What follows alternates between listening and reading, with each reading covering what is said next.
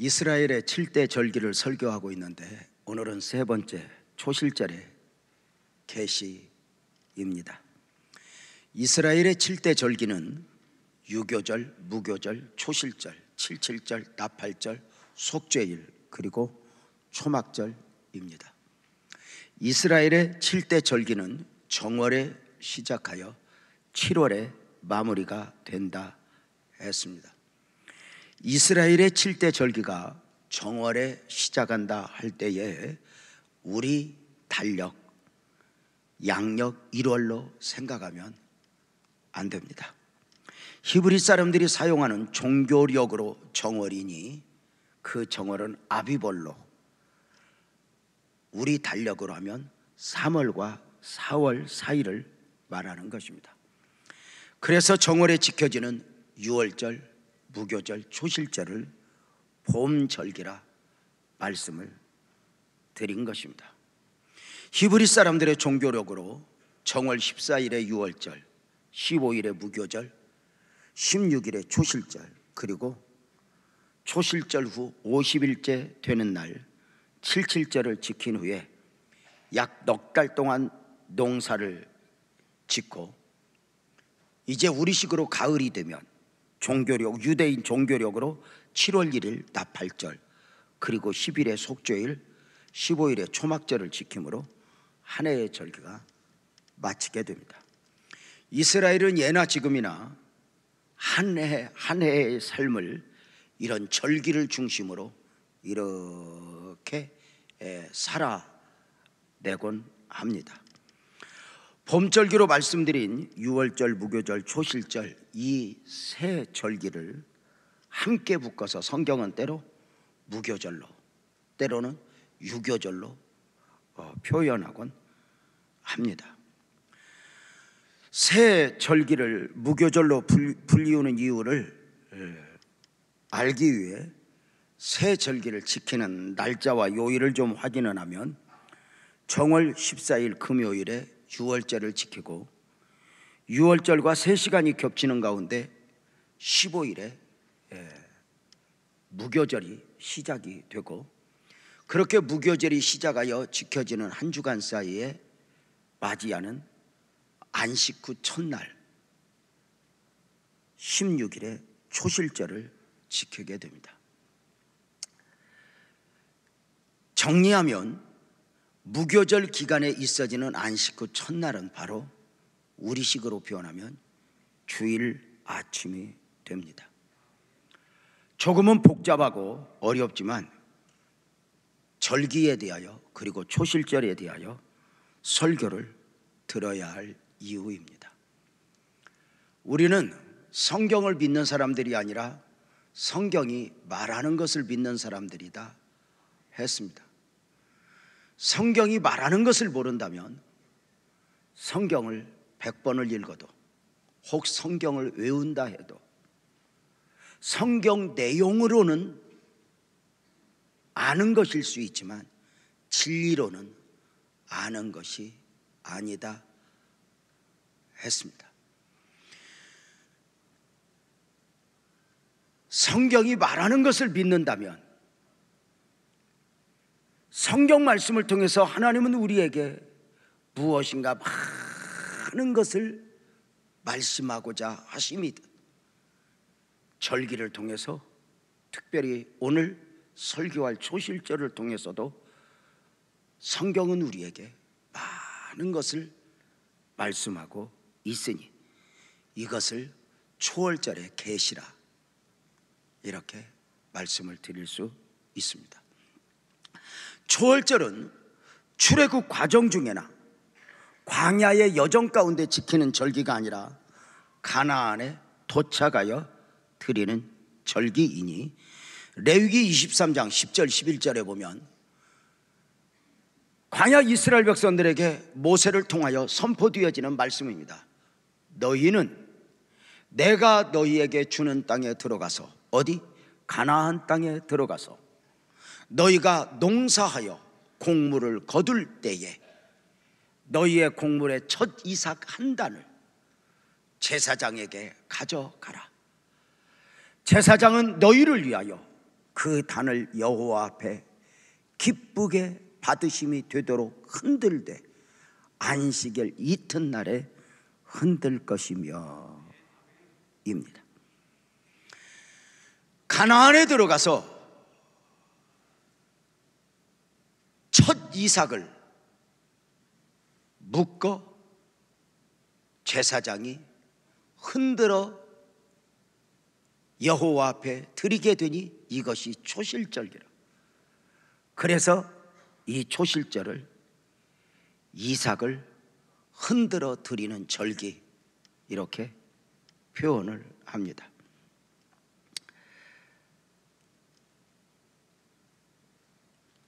초실절에 대해서 우리가 잘 유념해야 되는 것은 이 초실절에 담겨진 축복이 너무도 큰 것입니다.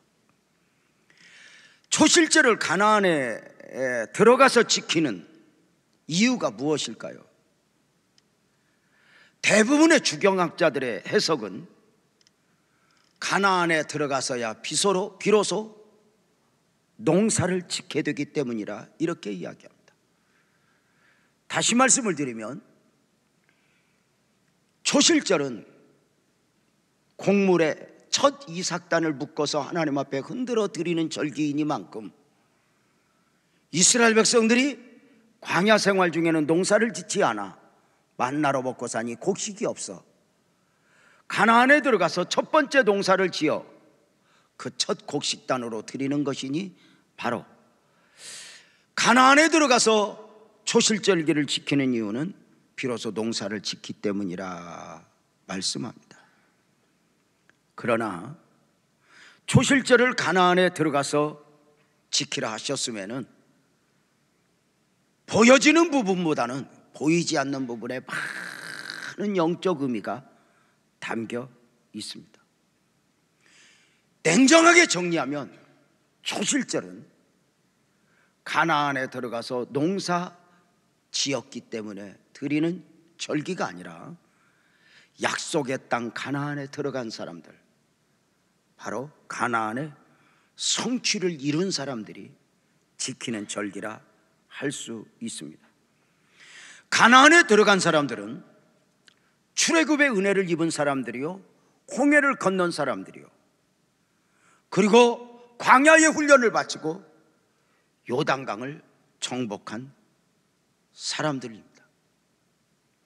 출애굽부터 가나안에 도착하기까지는 사실 단순히 이스라엘의 역사만이 아니라 복음을 한눈으로 보일 수 있는, 한눈에 보여지는 아주 귀한 이 연속성, 그 사건들이라는 사실을 우리가 유념해야 됩니다. 그래서 그 복음을 한눈으로 보면서 이해를 한다면 출애굽 사건과 홍해를 건너는 사건을 하나로 묶어서 복음적으로 생각할 수 있으니 이 출애굽 사건과 홍해를 건너는 것을 구원의 시작이라 이렇게 말씀을 드릴 수가 있습니다. 우리가 설교를 듣고 종종 성경을 공부하면서 아마 자주 들었던 말씀일 줄 알지만 출애굽이라고 하는 것, 애굽이라고 하는 것은 죄와 세상에서의 구원을 의미하는 것이고, 홍해를 건너는 사건은 애굽이라고 하는 죄와 세상에서 구원을 받은 사람들이 세례를 받는 것으로 이해를 해야 한다 했습니다. 홍해바다를 건너는 세례의 사건을 통하여 출애굽한 이스라엘 백성들이 애굽이라는 죄와 세상에서 법적으로 자유하게 된 것입니다. 이제 출애굽한 이스라엘 백성들은 법적으로 애굽에서 자유했음과 동시에 광야 생활 중에 430년간 애굽에서 살았을 때에 몸에 젖어있던, 삶에 젖어있던 애굽의 사상들, 애굽의 가치관들과 처절한, 지난주에 말씀을 드린 대로 누룩과의 전쟁을 하게 됩니다. 이제 출애굽하여 홍해를 건넌 이스라엘 백성들이 광야에서 믿음이 믿음되는 훈련을 마친 다음에 요단을 건너 가나안에 들어가게 됩니다. 자, 복음 안에서 출애굽과 홍해를 하나로 묶어서 이해할 수 있었던 것처럼 요단을 건너는 사건과 가나안의 성취를 하나로 묶어서 이해하면 좋으리라 여겨봅니다.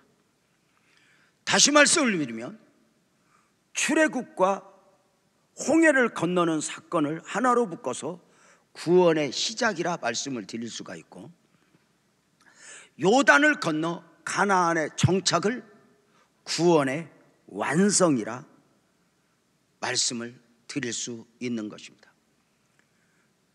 더 쉽게 정리를 하면 출애굽한 이스라엘 백성들이 홍해를 건너 구원의 시작의 은혜를 입었던 것처럼,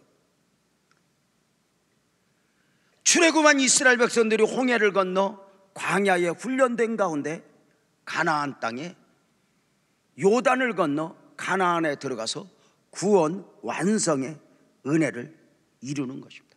이것이 아주 중요한 구원의 단계입니다. 우리가 이렇게 신앙생활을 하다 보면 아주 크게 우리나라에는 장로교가 있고 감리교가 있습니다. 구원 교리에 있어서 약간의 차이가 있다는 거 아십니까? 감리교는, 먼저 장로교 이야기할게요. 장로교는 택한 백성이 예수를 만나 예수 믿음의 은혜를 입게 되면 예수 믿음과 동시에 구원을 받게 되고, 이 구원은 파기될 수 없다. 그래서 우리의 구원은 영원한 구원이다라고 강조를 합니다. 상대적으로 감리교는 아니다. 예수를 만나고 예수를 믿었지만 이스라엘 백성들이 출애굽의 은혜를 입었지만 가나안 땅에 들어가지 못한 것을 보면 예수를 믿었다 해도 멸망당하는 사람이 있을 수 있다, 지옥 가는 사람이 있을 수 있다 이야기를 합니다.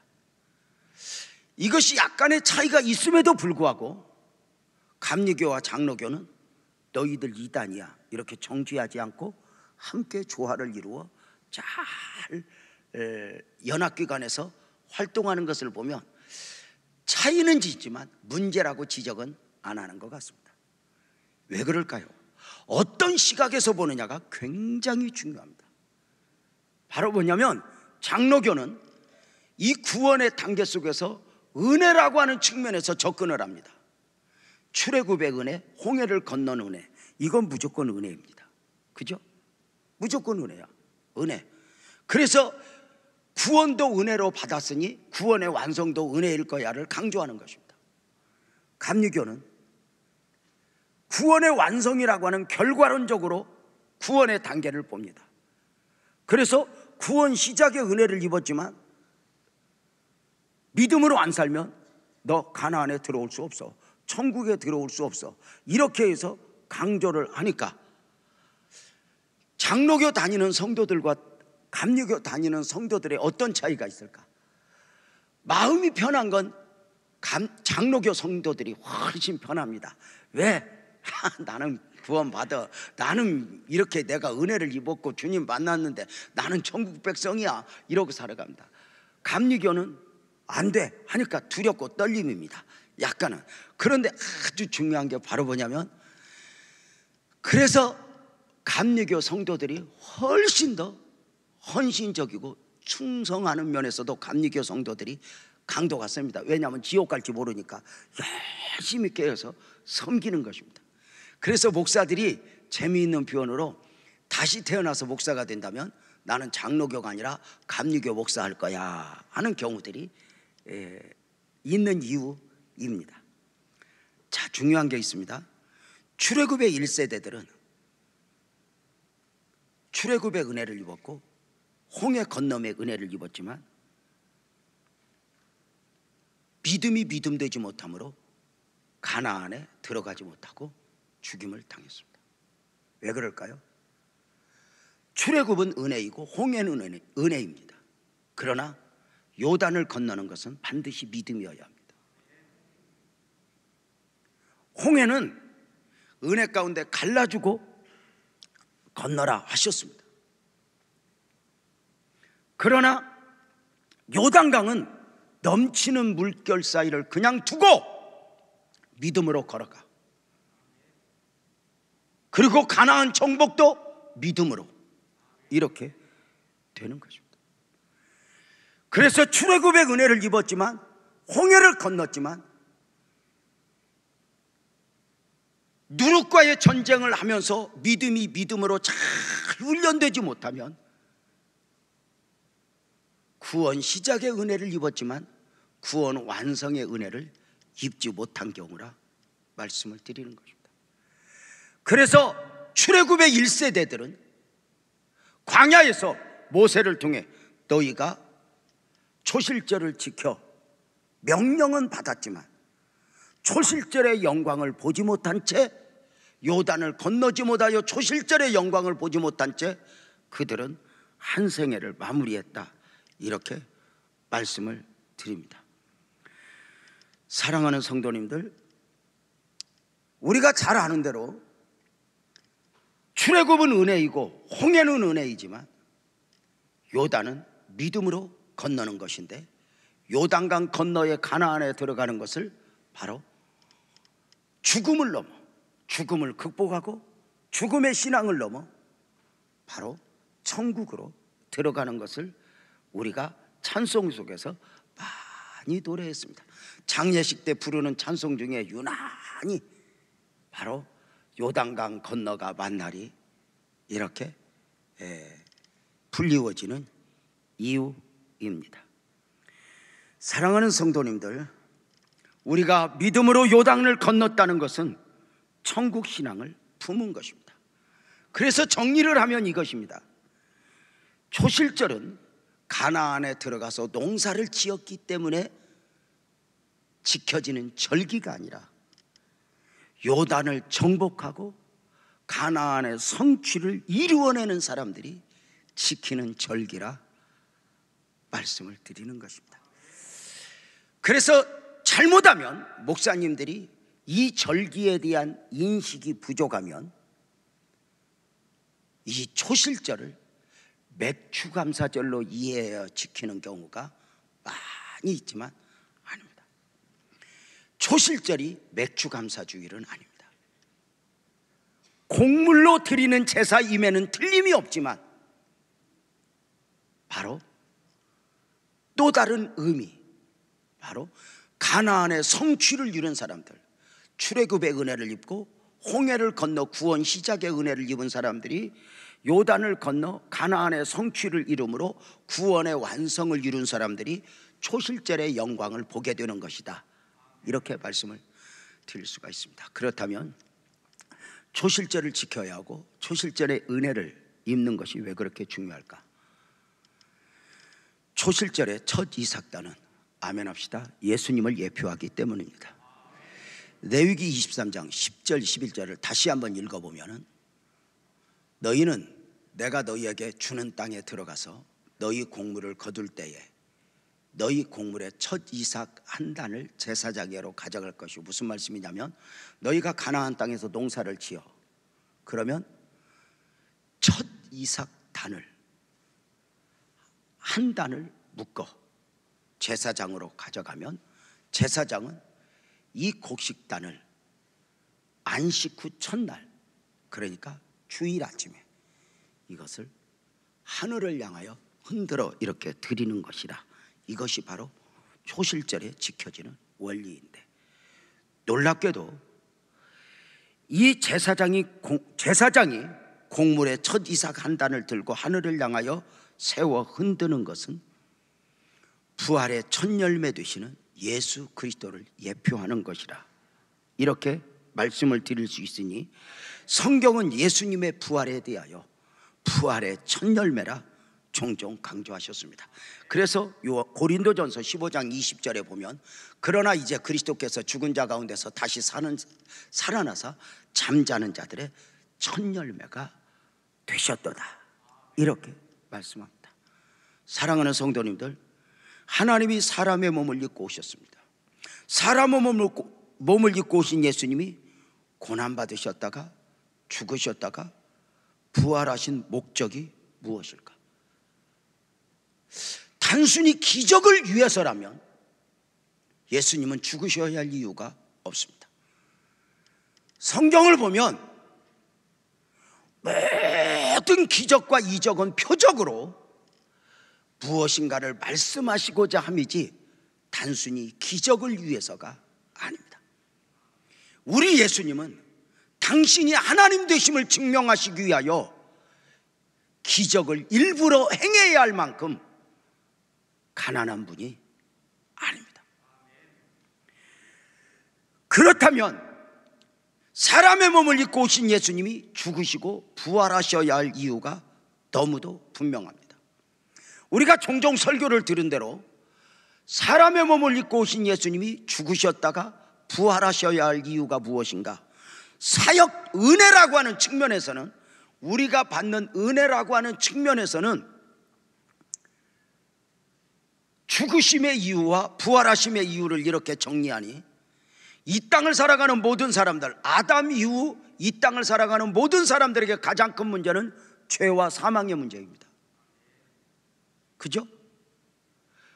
죄와 사망의 문제인데, 이 죄와 사망의 문제를 복음 안에서 어떻게 해결하셨냐면, 예수님이 죽으시면 죽으셔야 할 이유가 있고 부활하셨다면 부활하셔야 할 이유가 있는데, 이것을 은혜라고 하는 측면에서 접근하면 크게 아멘합시다.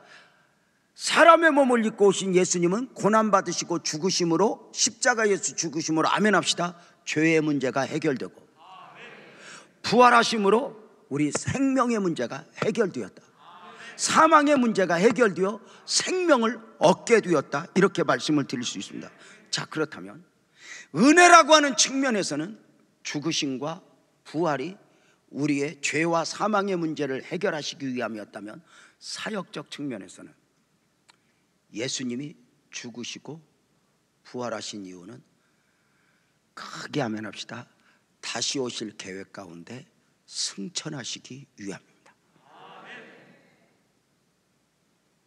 재림의 계획 가운데 말씀으로 계셨던 하나님이 육신을 입고 오셨고 고난받으시고 죽으셨다가 부활하신 이유가 바로 무엇이냐면, 절기가 다 이어지는 것처럼 이것들도 복음도 다 이어지니 바로 무엇하기 위함이라?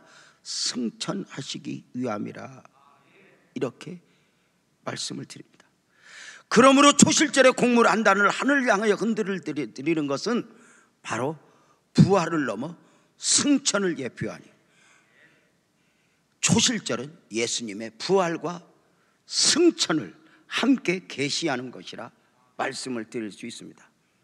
자, 보십시오. 이렇게 정리할까요? 출애굽과 홍해 사건을 함께 묶어 저는 구원의 시작으로 표현을 했습니다.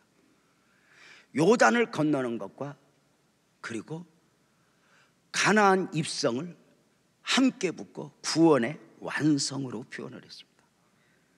사랑하는 성도님들, 이제 또 하나 중요한 것은 예수님의 부활과 승천을 하나로 묶으면 이것이 그야말로 에덴에서 이미 예언된 복음의 완전한 성취가 되는 것입니다. 사랑하는 성도님들, 이것이 굉장히 중요합니다. 초실절은 가나안의 입성을 그리고 가나안의 축복을 누린 사람들이 지키는 절기입니다. 초실절의 계시는 예수님의 부활과 승천이고, 초실절의 은혜는 가나안에 살고 있는 구원의 백성들이 누리게 되는 최고의 하늘 영광입니다. 무교병과 쓴나물을 먹으면서 누룩과의 전쟁을 하면서 믿음을 지켜낸 성도들이 누리는 천국의 축복입니다. 사랑하는 성도님들, 그래서 이제 부활의 첫 열매 되시는 예수님을 따라 그 다음 우리들도 그 은혜를 입으면 얼마나 좋을까? 그래서 고린도전서 15장 23절은 이렇게 말합니다. 그러나 각각 자기 차례대로 드리니 먼저는 첫 열매인 그리스도요, 다음에는 그가 강림하실 때에 그리스도에게 속한 자요. 그래서 우리는 초실절에 이 가나안에 들어가서 첫 번째 수확을 한 단어로 묶어 온 백성들, 가나안의 성취를 이룬 사람들의 마음과 믿음을 묶어 제사장에게로 가져가면 제사장에게 흔들어 드리니, 사역적 측면에서는 이것이 예수님의 부활과 승천을 예표하는 것이라면 크게 아멘합시다. 이것을 흔들어 드리면서 여기서 믿음의 고백은 바로 무엇이냐면, 우리는 가나안의 구원의 완성을 이룬 사람으로서 크게 아멘합시다. 우리의 소망은 하늘에 있습니다. 이게 굉장히 중요한 것입니다. 그래서 왜 예수님이, 부활하신 예수님이, 승천하신 예수님이 잠자는 자들의 첫 열매가 되시는 것일까? 왜 잠자는 자들의 첫 열매가 돼요?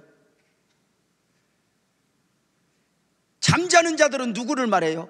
예수 믿다가 믿음을 지키고 스데반처럼 잠자는 이들, 무덤에 있는 사람들.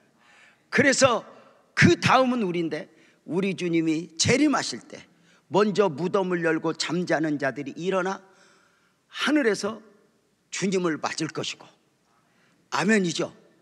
그 다음에 이번 주 코로나 때문에 그냥 주님이나 오시면 좋겠다 싶은데, 근데 주님이 오시면 우리는 잠자는 자들이 먼저 주님을 하늘에서 영접한 후에 우리는 같이 하늘로 승천하게 되니, 이 말씀의 내용이 바로 데살로니가전서 4장 13절에서 18절에 보면 나와 있는데, 자, 우리 함께 한번 한 목소리로 18절까지 읽어보겠습니다. 시작.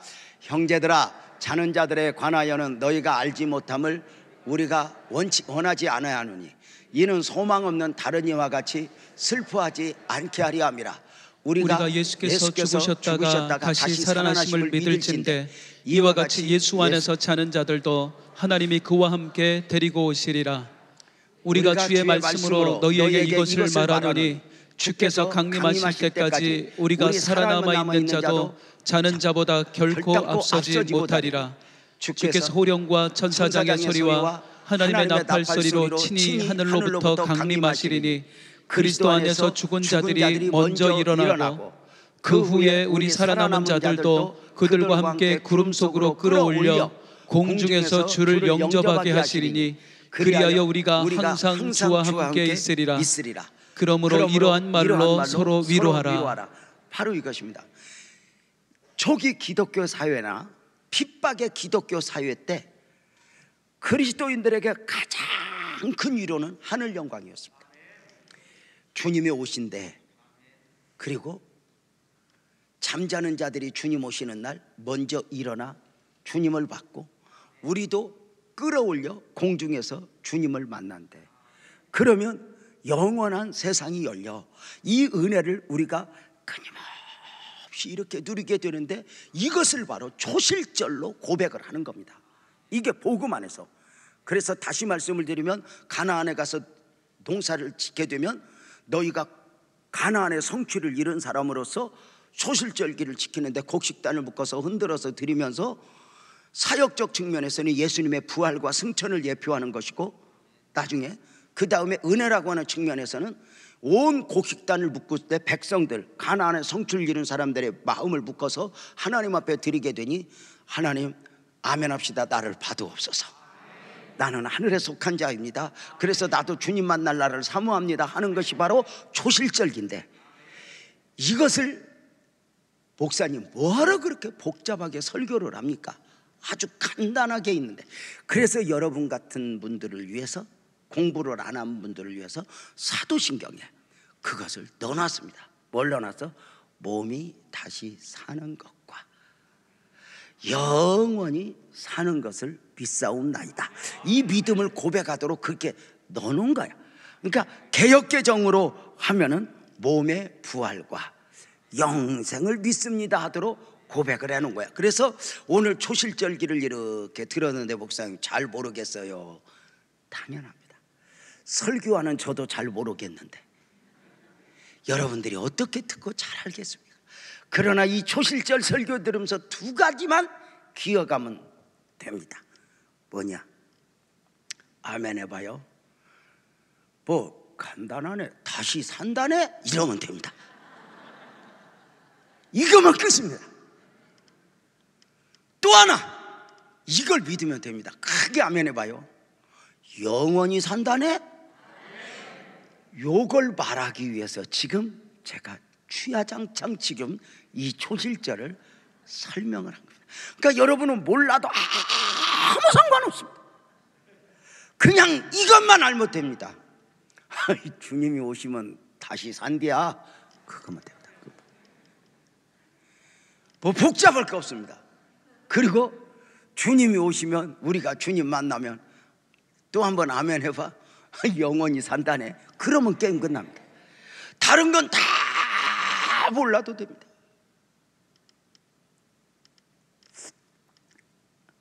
그래서 그날의 기쁨, 그날의 감격이 얼마나 귀한가. 그래서 우리는 이 찬송 부를 때 신나지 않아요? 하나님의 나팔소리. 우리 이 찬송 듣고 마저 설교하도록 하겠습니다. 이 찬송 한번 합시다. 하나님의 나팔소리.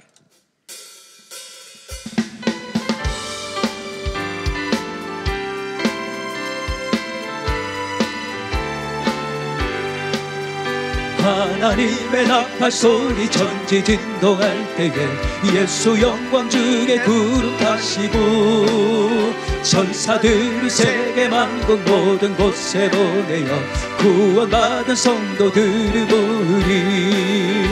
나팔 불 때 나의 이름, 나팔 불 때 나의 이름, 나팔 불 때 나의 이름 부를 때에 잔치 참여하겠네. 무덤 속에 잠자는 자 그때 다시 일어나 영화로운 부활 승리 얻으리. 주가 택한 모든 성도 구름 타고 올라가 공중에서 주의 얼굴 배우리. 나팔 불 때 나의 이름, 나팔 불 때 나의 이름, 나팔 불 때 나의 이름 부를 때에 잔치 참여하겠네. 주님 다시 오실 날을 우리 알 수 없으니 항상 기도하고 깨어 있어서 기쁨으로 보좌 앞에 우리 나가서도록 그때까지 참고 기다리겠네. 나팔 불 때 나의 이름, 나팔 불 때 나의 이름, 나팔 불 때 나의 이름 부를 때에 잔치 우리 한 번 더 합시다. 하나님의 나팔소리. 하나님의 나팔소리 천지진동할 때에 예수 영광 중에 구름 타시고 천사들은 세계 만국 모든 곳에 보내어 구원받은 성도들을 모으리. 나팔 불 때 나의 이름, 나팔 불 때 나의 이름, 나팔 불 때 나의 이름 부를 때에 잔치 참여하겠네. 무덤 속에 잠자는 자 그때 다시 일어나 영화로운 부활 승리 얻으리. 주가 택한 모든 성도 구름 타고 올라가 공중에서 주의 얼굴 아멘이죠. 나팔 불 때 나의 이름, 나팔 불 때 나의 이름, 나팔 불 때 나의 이름 부를 때에 잔치 참여하겠네. 주님 다시 오실 날을 우리 알 수 없으니 항상 기도하고 깨어 있어서 기쁨으로 보좌 앞에 우리 나가서도록 그때까지 참고 기다리겠네. 나팔 불 때 나의 이름, 나팔 불 때 나의 이름, 나팔 불 때 나의 이름 부를 때에 잔치 참여하겠네. 성도님들, 이 땅에 무엇이 그렇게 소망이겠습니까? 하나님이 사람의 몸을 입고 오신 이유는 이 땅의 것을 주시기 위해서가 아닙니다. 이 땅의 것을 주시기 위함이었다면 하나님이 사람의 몸을 입고 오셔야 될 이유도 없습니다. 그분이 오셔서 고난받으시고 죽으시고 부활하시고 승천하신 이유는 우리가 원하는 땅의 것을 주기 위함이 아니라, 크게 아멘합시다, 하늘의 것을 주시기 위함. 그것은 영원한 것입니다. 그래서 초실절의 은혜를 우리가 통해서 하나님의 영광을 보았다고 하는 것은 사실은 엄청난 은혜입니다. 초실절은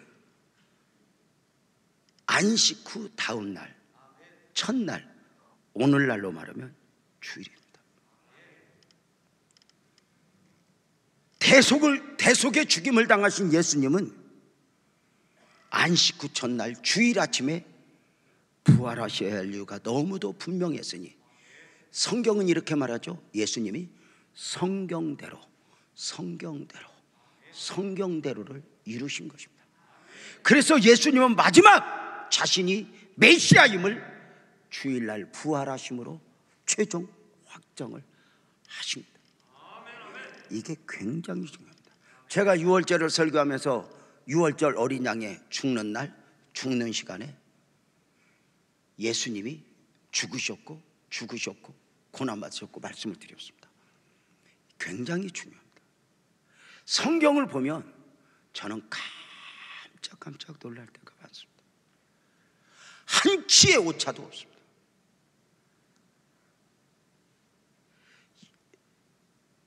예수님이 주일 아침에 부활하셔야 했던 이유가 뭐라고?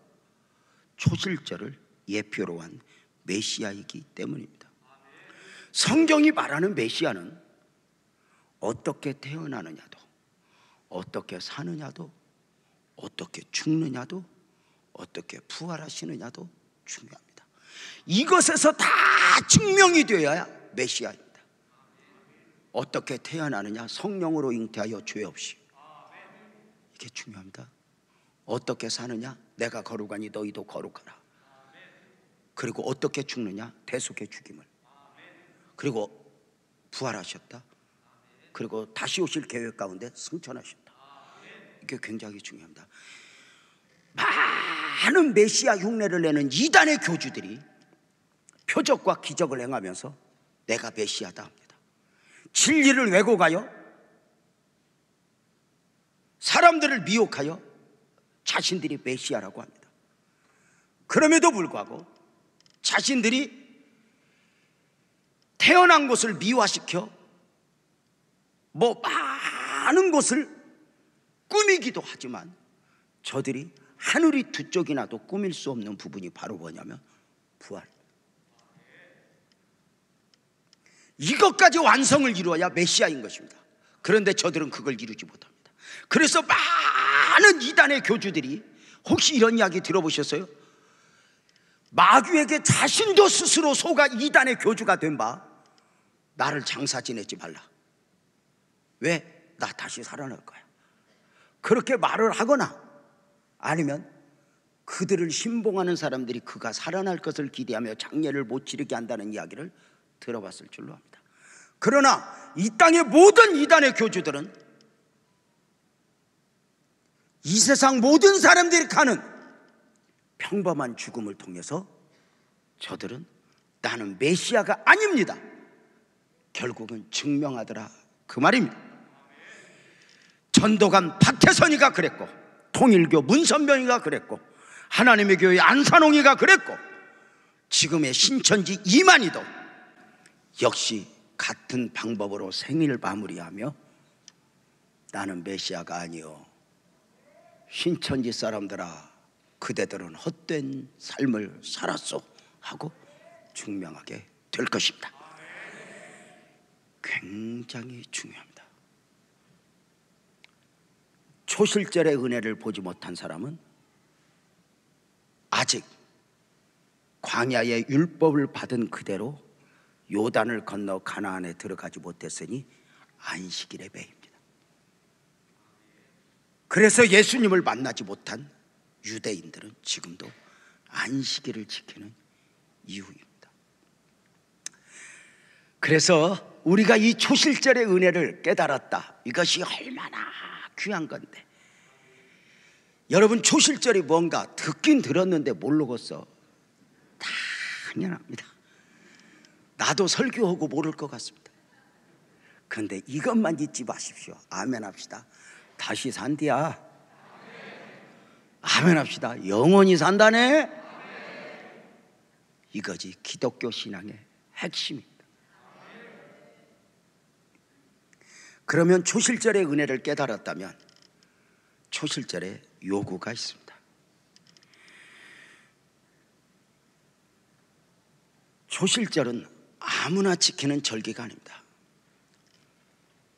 출애굽의 1세대들은 초실절을 지키라 말씀은 받았지만 초실절의 영광은 보지 못한 채 죽임을 당했습니다.